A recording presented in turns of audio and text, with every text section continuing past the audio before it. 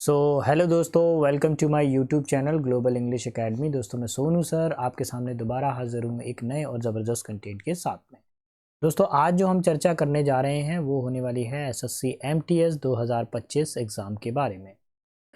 I hope आप लोगों ने ग्रामर की तैयारी बहुत अच्छे से कर ली होगी, आप लोगों ने ग्रामर का फुल रिवीजन कर लिया होगा और अब ये समय है बिल्कुल पेपर सेट लगाने का। तो जिन बच्चों ने ग्रामर का रिवीजन कर रखा है उनके लिए ये बहुत ही वैल्यूएबल क्लास होने वाली है, क्योंकि इस क्लास के अंदर हम आपको पर डे एक पेपर सेट लेकर आते हैं। पेपर सेट में रहता क्या है, 25 क्वेश्चंस रहते हैं। वो ऐसे 25 क्वेश्चन होते हैं जो प्रीवियस ईयर में पूछे जा चुके हैं। हमारा टारगेट ये रहता है कि हम 20 से 22 मिनट्स के अंदर ये 25 क्वेश्चंस का एक्सप्लेनेशन दें। एक ज़रूरी चीज़, मैं अपने वीडियोस के अंदर ना फालतू इधर उधर की चीज़ें ऐड नहीं करता हूँ। मैं अपने वीडियोस के अंदर केवल और केवल एग्ज़ाम रिलेटेड कंटेंट पर ही चर्चा करता हूँ। मेरे सामने एक क्वेश्चन होता है और उसका आंसर होता है, क्योंकि मैंने एग्ज़ाम दिया है, मुझे अच्छे से हाथ लगे हैं इस डिपार्टमेंट के अंदर। मुझे मालूम है कि टाइम की कमी की वजह से कई बार चीज़ें आपके हाथ से छूट जाती हैं। तो इसलिए आप थोड़ा स्पीड मेंटेन करके रखिएगा। और एक ज़रूरी चीज़, रोज़ाना रात को 9 बजे मैं आपसे मिलता हूँ। और अगर आपने हमारे चैनल को लाइक शेयर सब्सक्राइब नहीं किया है तो प्लीज़ सब्सक्राइब कर लीजिए, जिससे आपको जल्दी से जल्दी सिलेक्शन मिल सके। चलिए बिना समय गवाए हम अपने वीडियो को शुरू करेंगे। ये रहा question number 1। Something that has the quality of being easily broken. कोई चीज़ जो आसानी से टूट जाए। आपको वन वर्ड सब्स्टिट्यूशन बताना है। डैमेज का मतलब नुकसान होता है, हार्ड का मतलब कठोर, ब्रोकन का मतलब टूटा हुआ, और ब्रिटल का मतलब होता है लचकदार या पल भर में टूटने वाला। ऑप्शन नंबर 4 आंसर हो जाए। क्वेश्चन नंबर 2 में पूछा गया है मोस्ट अप्रोप्रिएट ऑप्शन। जब भी कभी मोस्ट अप्रोप्रिएट लिखा है तो इसका मतलब उस अंडरलाइन वाली जगह पर कोई दूसरा उपयोगी शब्द यूज करना है। सॉल्विंग द रिडल्स, रिडल्स का मतलब होता है पजल, पहेलियां। Given by our teacher is farther beyond our capacity. देखिए, जो पजल हमारे टीचर ने हमको दी है वो हमारी कैपेसिटी से बाहर है। तो अगर यहाँ पे ये फर्दर जो दिया गया है ये तो कंपैरेटिव डिग्री हो रहा है। ठीक है, अब कुछ चीज़ों को ध्यान रखिए। अगर आपके पास में देन आता है तो आप कंपैरेटिव डिग्री का यूज़ करते हैं। अगर आपके पास में दा आता है तब आप सुपरलेटिव डिग्री का यूज़ करते हैं। ना तो यहाँ पे देन आ रहा है ना तो दा आ रहा है। जब ऐसी सिचुएशन नहीं हो तब आप किसका यूज़ करते हैं, केवल और केवल पॉजिटिव डिग्री का। ऑप्शन नंबर 3 लगेगा। मैं आपको एक चीज़ और याद दिला दूं, डिग्री का कंफर्म हर पेपर के अंदर करीब 2 से 3 क्वेश्चन आ ही रहे हैं हर पेपर सेट के अंदर। तो अगर जो बच्चे एमटीएस में सफलता हासिल करना चाहते हैं तो वो 2 से 3 क्वेश्चन डिग्री चैप्टर के लिए तैयार करके रखिए। ये फ्री हिट वाले क्वेश्चन आ रहे हैं और वो भी ईजी पूछ रहे हैं, डिग्री के अंदर ज़्यादा कॉम्प्लिकेशन वाले नहीं पूछ रहे हैं। Aditya ordered a juicy dash cooked to perfection at the highway restaurant. तो देखिए क्या होता है, इसमें से कोई एक वर्ड का आपको प्रॉपरली यूज करना पड़ेगा। जब भी कुकड की बात आ गई तो इसका मतलब कुछ ना कुछ बनाया जा रहा है। तो पहला वर्ड है स्टॉक। स्टॉक का मतलब क्या होता है, इसमें क्या होता है, आग को भड़काना, आग भड़काना। ठीक है, आग में घी डालना, कुछ ऐड फ्यूल टू फायर, कुछ ऐसा कह सकते हैं। स्टेक का मतलब क्या होता है कि कोई दाव चलना है ना, कोई दाव। ठीक है। स्टिंग का मतलब क्या होता है, जैसे जैसे कोई बॉम्ब है, बॉम्ब ब्लास्ट होने के बाद में जो बदबू होती है ना, तो इसको आप कह सकते हैं कि काफ़ी ज़्यादा smell of smell of bomb blast. जैसे हमने पटाखा चलाया, पटाखा चलाने के बाद में जो बारूद की जो बदबू आती है वो स्टिंग कहलाती है। स्टीक का मतलब क्या होता है, ये क्या होता है, a piece of fish. Fish का जो टुकड़ा होगा, है ना, मांस का टुकड़ा या फिश का टुकड़ा। तो देखो जब भी भोजन पकाया जा रहा है तो फिश का एक पीस पकाया जा रहा है। So option number 3। Question number 4 पर आइए। आपको रेक्टिफाई द एरर करना है। अब बोला गया है यूजेस द फ्यूचर टेंस। क्या बताना है आपको, फ्यूचर टेंस में कन्वर्ट करना है दिए गए सेंटेंस को। Shivani go to school tomorrow for the prize distribution. तो देखिए फ्यूचर टेंस के लिए आप सभी को मालूम है क्या एज आता है, फ्यूचर टेंस में नहीं आता है। हैड आता है फ्यूचर टेंस में बिल्कुल नहीं आता। पास्ट परफेक्ट में आता है। गोज प्रेजेंट इंडेफिनिट टेंस में आता है। विल आता है। विल किस में आता है, फ्यूचर टेंस में आता है। तो ऑप्शन नंबर 1 लग जाए। क्लियर। नेक्स्ट क्वेश्चन नंबर 5 पर आते हैं। आपको correctly rectify the underline spelling. Underline spelling को आपको रेक्टिफाई करना है। एक्चुअली अंडरलाइन कर देता हूं मैं यहाँ पे, ये स्पेलिंग अंडरलाइन। ठीक है। The scientist made an appalling discovery about the environment impact of the drug. अब तो यहाँ पर जो वर्ड आया है उसकी सही स्पेलिंग बतानी है। अपेलिंग की सही स्पेलिंग होती है ऑप्शन नंबर 4। इसमें तो बस आपको याद रखना है कि अपेलिंग की स्पेलिंग ये होती है। इसमें कोई ग्रामेटिकल एरर नहीं है, केवल स्पेलिंग एरर है। तो जितने भी स्पेलिंग्स के आ रहे हैं इसके अंदर, देखिए जो बच्चा भी इस साल 2025 का स्टेनो दे रहा है, मैं उसको एक ही एडवाइस करूँगा, आप CGL के जितने भी पेपर सेट हुए हैं 2024 के और MTS में 2024 में जो भी पेपर हुए हैं, उस दोनों पेपर को अगर आपने तैयार कर लिया तो आपका, मेरा मानना ये है कि आपका जो 2025 का जो MTS में इंग्लिश है वो आप फोड़ कर आओगे, अच्छा कर कर आओगे। क्योंकि CGL के अंदर कई सारे जो कंसेप्ट हैं वो इधर पे रिपीट हो रहे हैं MTS के अंदर। इवन ये जो स्पेलिंग एरर रेक्टिव ये वाले ऑप्शंस भी रिपीट हो रहे हैं। चलिए क्वेश्चन नंबर 6 पर आते हैं। 6 में बेटा क्या बताना है मेरे को? एंटोनिम बताना है, अपोजिट वर्ड बताना है। ऑल्दो शी इज वर्टस, वर्चस का मतलब क्या होता है? जो काफ़ी ज़्यादा समझदार हो। Virtues in her deeds, people misinterpret her because of her open and bold nature. तो वर्टस का मतलब क्या होता है? ऐसा व्यक्ति जो क्या हो, जिसके अच्छे कर्म हो, गुड वर्क हो, है ना, गुड डीड्स हो, गुड डीड्स। शेन का मतलब क्या होता है? काफ़ी ज़्यादा जो बच्चा समझदार हो, वाइज हो।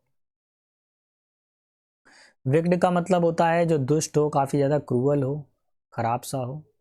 कमेंडेबल का मतलब होता है जिसका काम काफ़ी ज़्यादा प्रेस वर्दी हो, प्रेस वर्दी, काबिल तारीफ, प्रेस वर्दी वर्क हो। और मॉरल का मतलब क्या होता है? जिसमें सदाचार हो, जेंटल, जो सिविलाइज्ड हो, जेंटल हो, ना, जेंटल वर्क करता हो, सिविलाइज्ड हो, सभ्य हो, पढ़ा लिखा हो, सिविलाइज। अभी मेरे हिसाब से देखिए, अगर वर्चस का मतलब गुड डीड है यानी पॉजिटिव है, तो उसका अपोजिट क्या हो जाएगा? क्रूअल यानी विक्ड, दुष्ट व्यक्ति। Option number 2। क्वेश्चन नंबर 7 पर आता हूं। आपको ग्रामेटिकल एरर फाइंड आउट करनी है। एक सेंटेंस दिया हुआ है, उसमें से एरर स्पॉट करनी है। There has been an increase of the number of road accident recently. अब इसमें आपको क्या करना है? एरर को डिटेक्ट करना है कि क्या हो सकता है इसमें। ठीक है, तो देखिए क्या लिखा हुआ, there has been an increase of the number of road. देखिए इंक्रीज के साथ में आप ऑफ का यूज कर रहे हैं, थोड़ा सा मेरे को गड़बड़ लग रहा है। तो मेरे हिसाब से हो सकता है there has been an increase in the number of roads, ये ज़्यादा अप्रोप्रिएट रहने वाला है। नंबर ऑफ रोड, नहीं नहीं, थोड़ा गड़बड़ है यार यहाँ पर इसमें।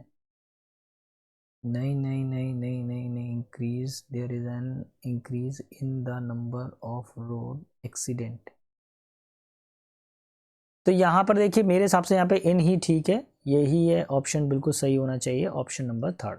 क्लियर, ये सी में एरर आनी चाहिए, प्रपोजिशनल एरर दी गई है इसमें। क्वेश्चन नंबर 8 पर आता हूँ। 8 क्या कह रहा है?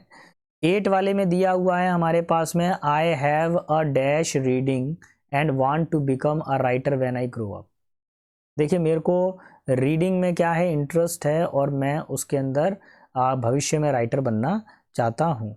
तो राइटिंग का मतलब क्या होता है? यहाँ पे बहुत ध्यान से देखेंगे क्या है मेरे को उस चीज़ के लिए।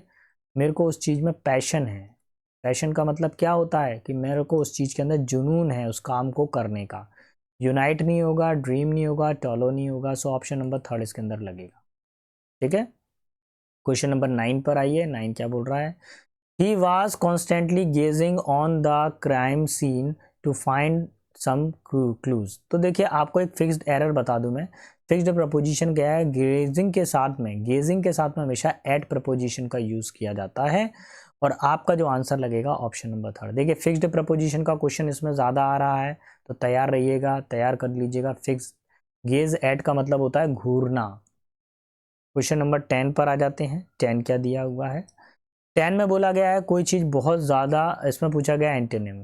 ठीक है, तो एक्सेसिव का मतलब क्या होता है? कोई चीज़ क्या हो, अनलिमिटेड हो जाए, लिमिट से ऊपर हो जाए, लिमिट लेस हो जाए। ठीक है, ज़रूरत से ज़्यादा हो जाए किसी चीज़ का। ठीक, इनऑर्डिनेट का मतलब क्या होता है? कोई चीज़ एक्स्ट्रा हो। डिजायरेबल का मतलब क्या होता है? विशफुल, जिसमें आप विश कर रहे हैं, इच्छा जाहिर कर रहे हैं। और फ्लो का मतलब होता है किसी चीज़ का बहाव होता है, तो ब्लो कह सकते हैं।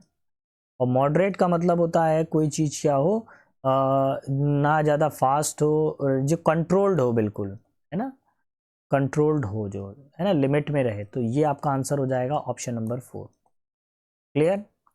देखिए बेटा, अगर आपको हमारा पढ़ाना पसंद आ रहा है तो प्लीज़ चैनल को लाइक शेयर सब्सक्राइब करना ना भूलिएगा।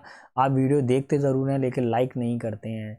जब आप लाइक करते हैं, जब आप सब्सक्राइब करते हैं, तब हमारा भी कॉन्फिडेंस अप होता है, हमें भी लगता है कि हम कुछ इसी तरह का और ज़बरदस्त कंटेंट को लेकर आए हैं। लेकिन जब इस तरह की चीज़ें नहीं होती हैं तो हमको लगता है छोड़ो यार, क्या ही रखा है इसके अंदर, है ना। तो प्लीज़ चैनल को लाइक शेयर सब्सक्राइब ज़रूर करिएगा। और नहीं हो पा रहा है, ज़्यादा टेंशन ना लें, अपनी स्टडी को कंटिन्यू रखें, क्लास को देखते रहें और कमेंट बॉक्स के अंदर एटलीस्ट अपने जो भी मार्क्स हैं उनको बताएं कि सर मेरे इतने मार्क्स आ रहे हैं।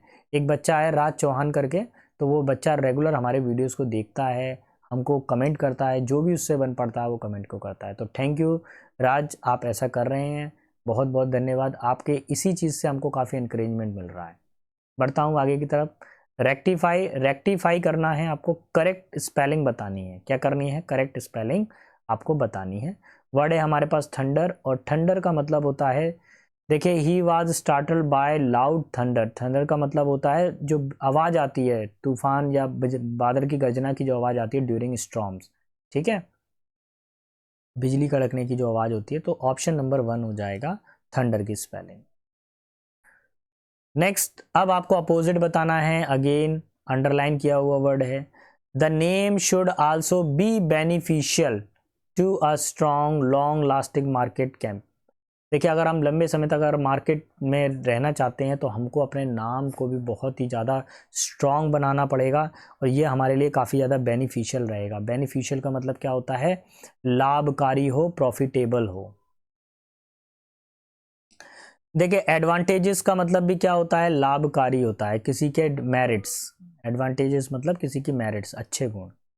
डेट्रीमेंटल का मतलब क्या होता है? कोई चीज़ काफ़ी ज़्यादा डेंजरस हो या डिसएडवांटेजेस, ठीक है।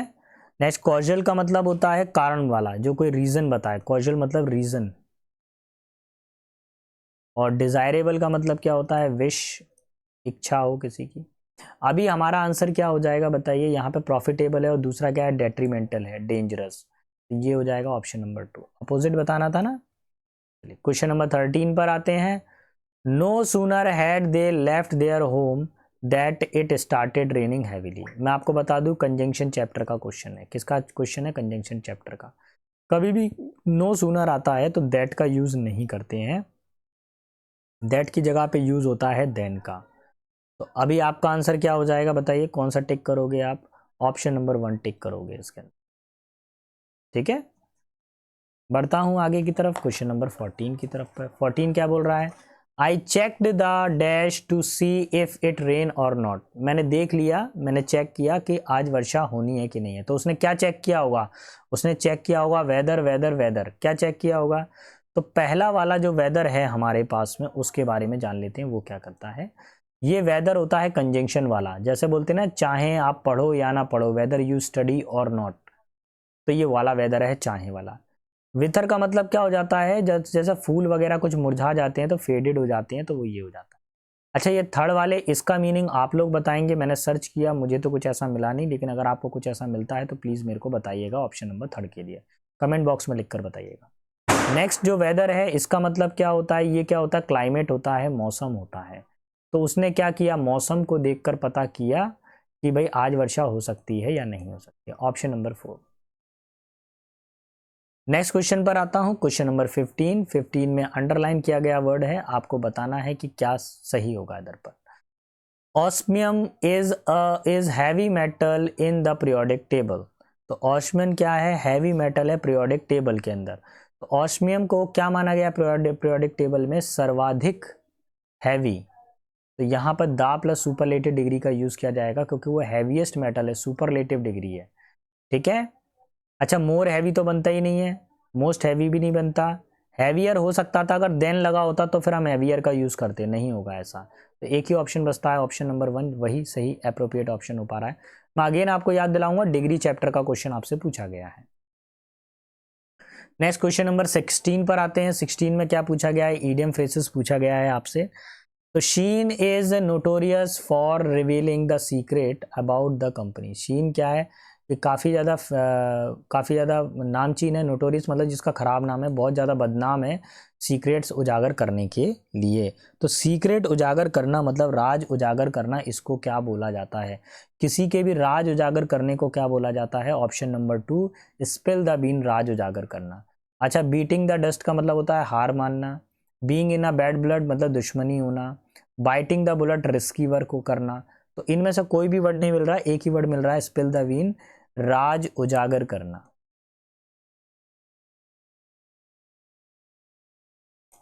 ठीक है, ऑप्शन नंबर 2। आगे आते हैं क्वेश्चन नंबर 17 पे। 17 क्या बोल रहा है?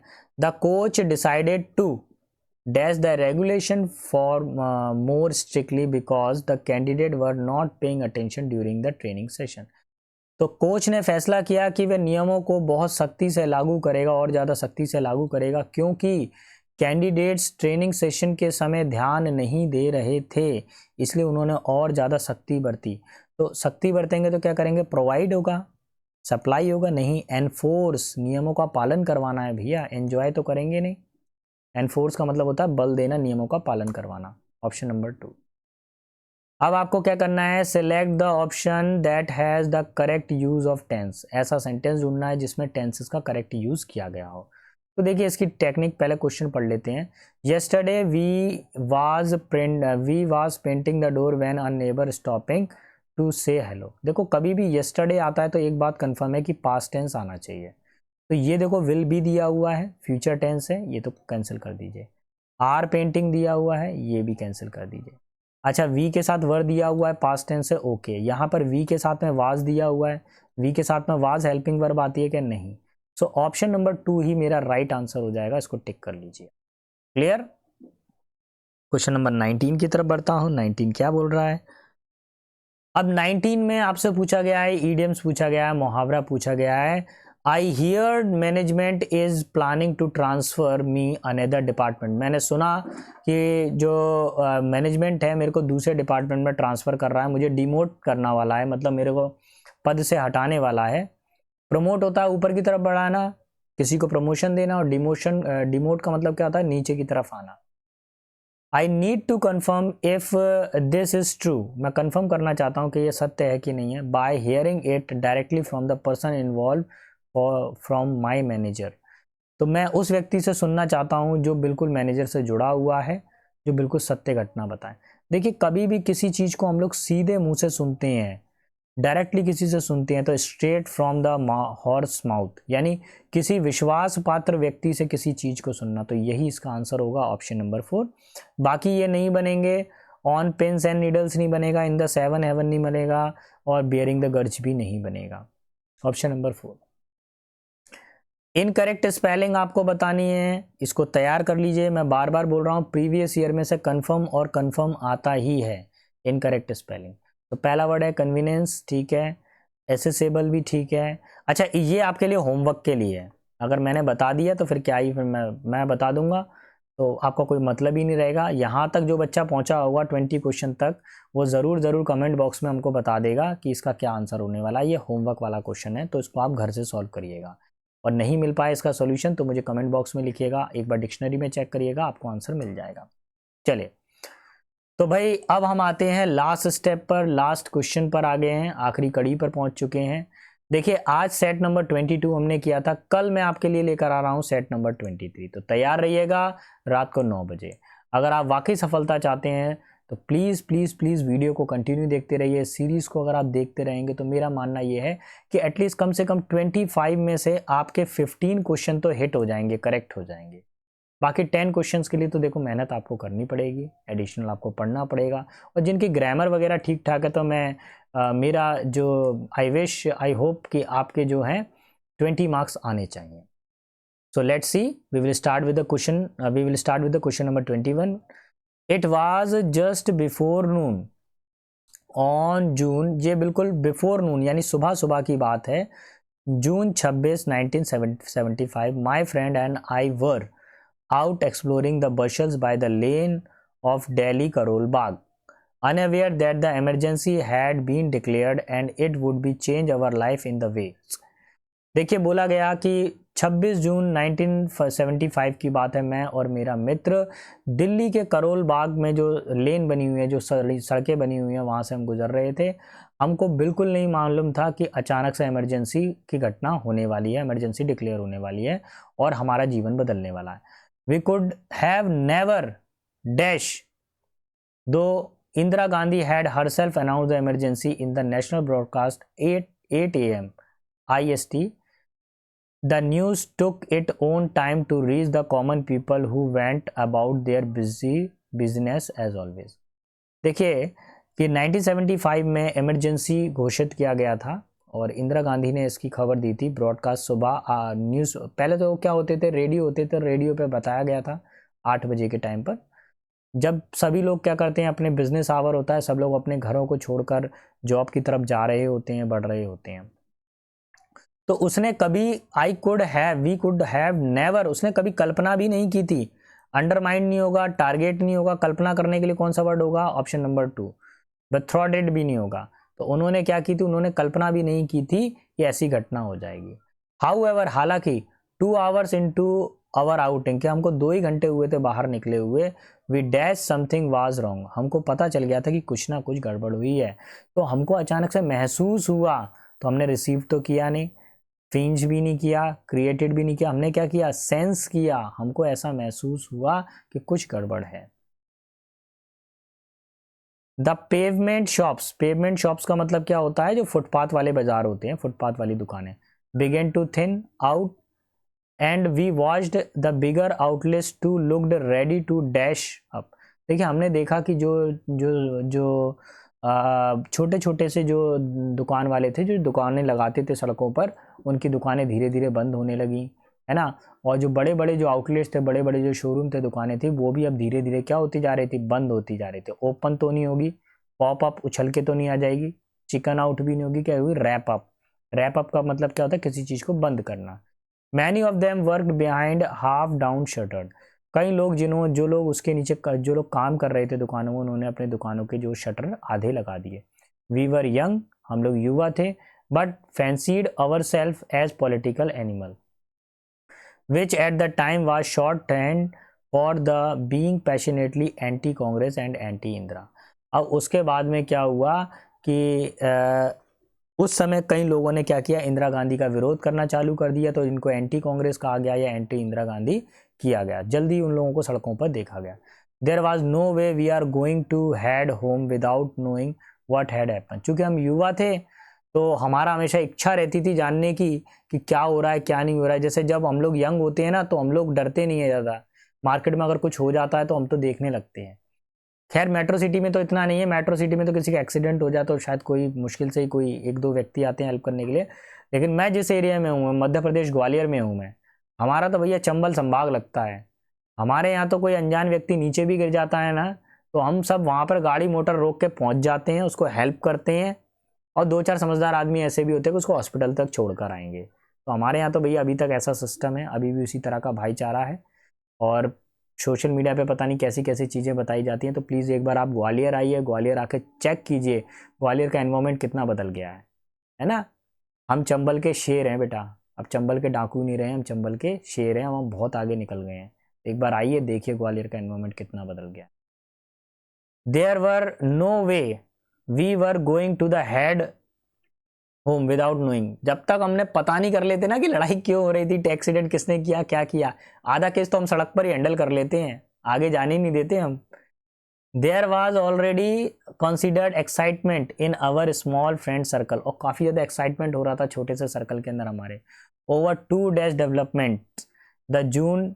अब देखिए उसके अंदर क्या हो रहा था कि हमें काफ़ी ज़्यादा एक्साइटमेंट हो रहा था, तो किस चीज़ के लिए था, यहाँ पर देखिए फ्लॉज, गलती होता है, प्रोडक्शंस पे नहीं बात हो रही है, मिस्टेक पे नहीं हो, landmark, 2 landmark developments, the June 12, 1975 Allahabad High Court ruling unseating Indira Gandhi for the electoral malpractice and the Congress unexpected defeat the state election in the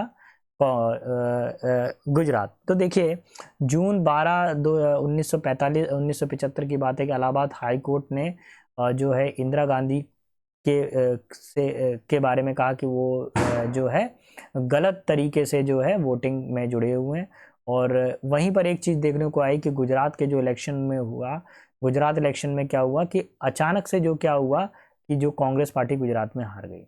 the Supreme Court had allowed Indira Gandhi to continue as prime minister, और Supreme Court ने इंदिरा गांधी को जो है prime minister के रूप में अपनाया, but that did not, but एक मिनट कुछ गड़बड़ हुआ मेरे साथ में। हाँ हाँ, कुछ गड़बड़, बट दैट, ठीक है, ओके ओके ओके, कोई गड़बड़ नहीं है। But that did not dash our Joy, it was a technical reprieve that did not lesson the political blow she had receive. देखिए यहाँ पर डिड नॉट के साथ में क्या आएगा, देखिए यहाँ पर एडॉप्टेड मतलब अपनाना, डिमिनिश का मतलब हटा देना, मैग्नीफाइड बढ़ा देना, डैम्पन का मतलब होता है कम करना। लेकिन अगर कोर्ट ने अगर उनको दोषी भी माना, अगर उनको इंदिरा गांधी जी को अगर वोटिंग के टाइम पे कुछ गलत कामों में पाया गया था, तो भी कोर्ट ने उनके खिलाफ कोई ऐसा सबूत नहीं मिल पाया, फिर कोर्ट ने उनको फ्री कर दिया, और जिसके कारण उनकी छवि पर कोई नुकसान नहीं पहुंचा। तो option number 1 will be final. तो आई होप दोस्तों आपको हमारा पढ़ाना पसंद आया होगा। अगर पढ़ाना पसंद आया है तो प्लीज़ चैनल को लाइक शेयर सब्सक्राइब करना ना भूलिएगा। Thanks for watching me, please like share subscribe my channel. मैं सोनू सर मिलता हूँ आपसे नेक्स्ट वीडियो में कुछ इसी तरह के ज़बरदस्त कंटेंट के साथ में। तब तक के लिए सारे बच्चों को जय हिंद, जय भारत।